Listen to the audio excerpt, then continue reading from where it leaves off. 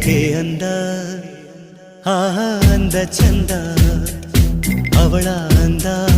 ಒಳಗೆ ಅಡಗಿರೋದ್ರಿಂದ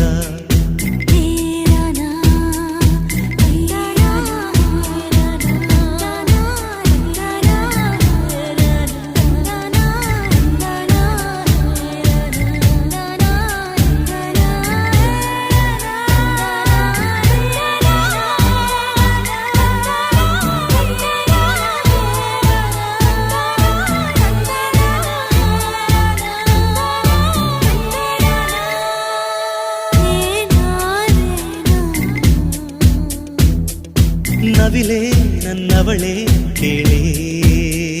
ಹೃದಯದ ಮಾತು ಕೇಳೆ ಸುಳ್ಳು ಪೊಳ್ಳು